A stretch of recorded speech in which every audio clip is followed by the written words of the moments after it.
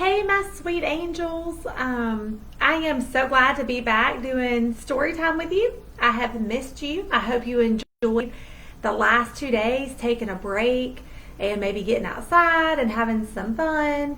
But I'm super glad to be back on here and get to read you our story of the week.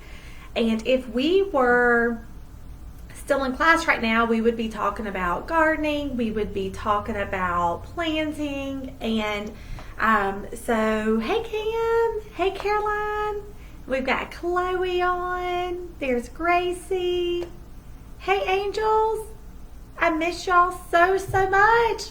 Y'all are almost done, only 8 more days of work, and if you have work ahead, then you're probably almost done. And that's exciting, but I sure miss y'all so much. But the work that y'all have sent me has been wonderful. I have loved looking at it, and I do hope you've taken some breaks. And if there's story times that you haven't been able to, hey Lucy, if there's story times that you haven't been able to catch up on, you can do that over the next few days if you're done with your work. Hey Mackenzie. You can write stories using your sight words. You know, I love when y'all write and read. Send me videos of you reading. I miss that so much. I hope that you're remembering how to do all that. But as I was saying, if we were in the classroom, we would be talking about planting. We would be talking about gardening. In fact, I had a really cool thing that I wanted to do with y'all. Hopefully, I've just ordered a few things, and if it comes in, then we might can watch a few things grow. I'm just waiting on it to come in the mail. But so today we are going to be reading a story called Whose Garden Is It? And the author is Mary Ann Hoberman and illustrated by Jane Dyer. So whose garden is it? And there's lots of rhyming parts in here, so make sure that you pay close attention. I hate that glare. Okay. Miss McGee went out walking one day, and as she was cheerfully wending her way, she passed by a garden with colors so bright. She never had seen such a beautiful sight. How splendid, how pleasant, how simply exquisite. This garden is perfect. But whose garden is it? Y'all see the garden? All the pretty colors and the tomatoes. And you can see the gardener right here. And this is Miss McGee taking a little stroll with the doggy following her. So whose garden is it? I want you to think about it. The gardener answered, "It's clear as can be. This garden, you see, belongs only to me. I am the owner and everyone knows it. I am the person who plants it and grows it. See how I keep it in first-rate condition. No one can come here without my permission." The gardener bowed and allowed her to pass, then went back to weeding and seeding the grass. He grumbled to see that some lettuce was gone and stamped on some strange bumpy lumps in the lawn. Who would be eating the lettuce? Let's find out. Then Miss McGee heard a sharp little squeak.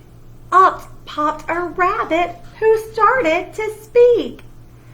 He says it is his, but I cannot agree. If no one can come here, then what about me?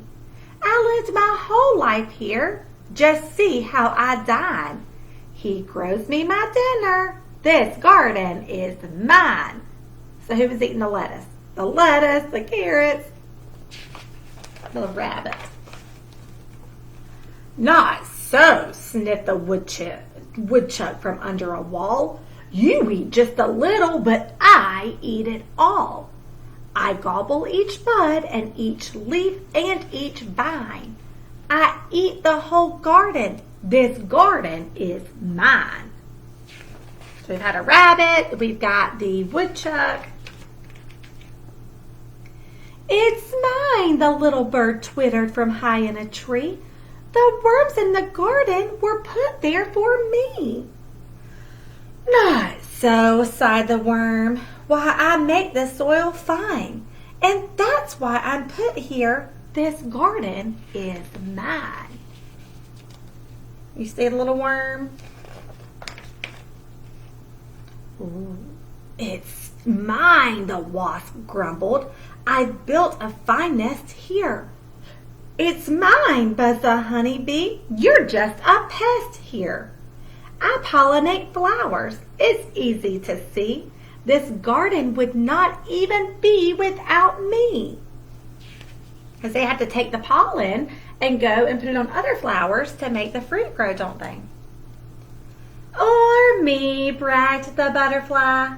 Begging your pardon, I too spread the pollen all over this garden. So now we've got the wasp, we've got a bumblebee, and we've got a pretty butterfly. It's mine, squeaked the squash bug.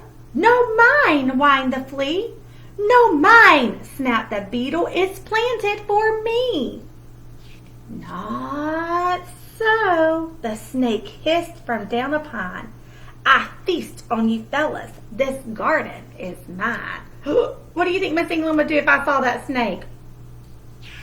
I would run, wouldn't I? I don't even like the little bugs. Thank goodness y'all were critter lovers and could get all the bugs. If we saw one, y'all like to pick them up and bring them to me on the playground, didn't you? But I ran. Oh, here comes the mole.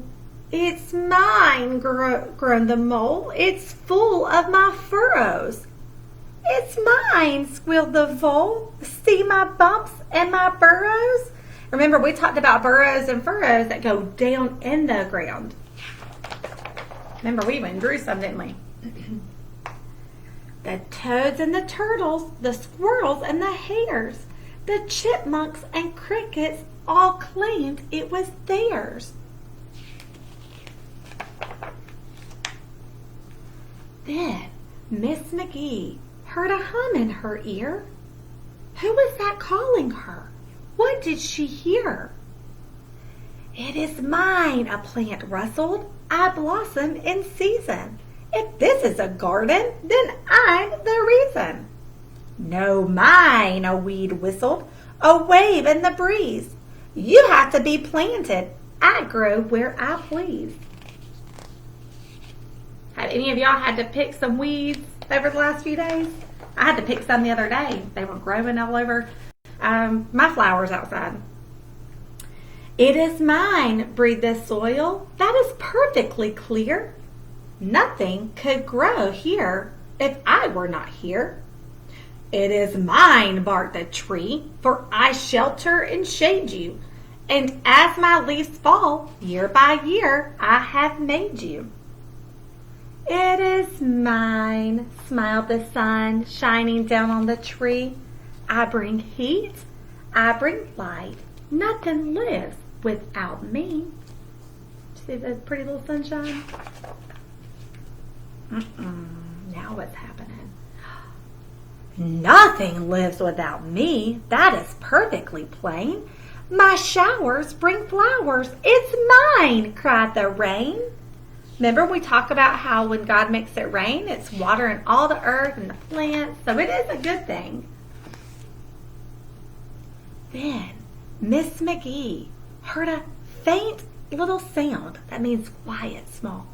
Something was murmuring under the ground. Something that seemed as if she were quite near it.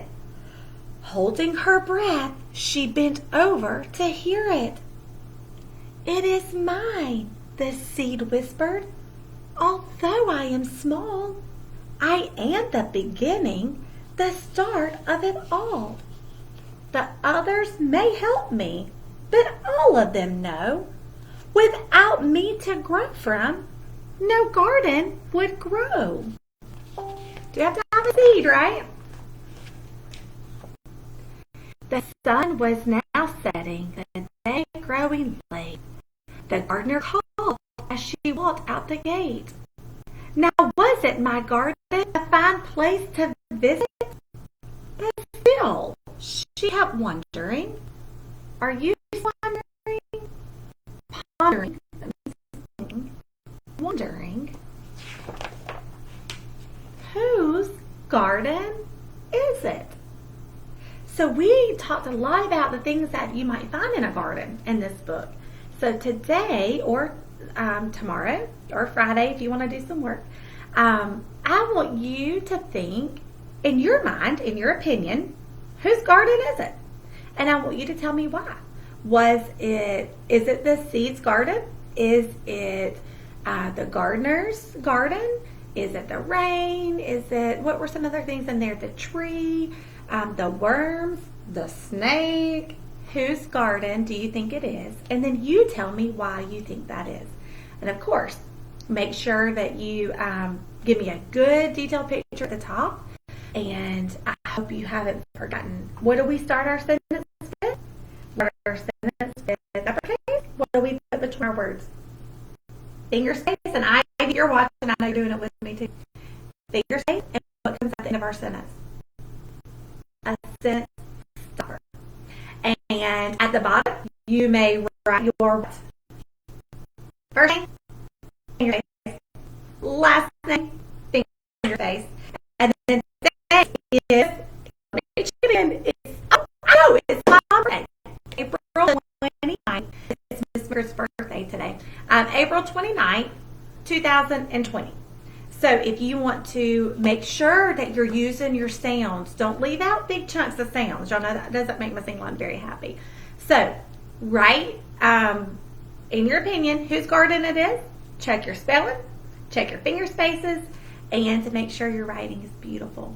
I miss you. I can't wait to see your work. And I'm super pumped for y'all. Y'all have done so good, and we're going to finish out strong. I love you so much, and I'll see you next time. Bye.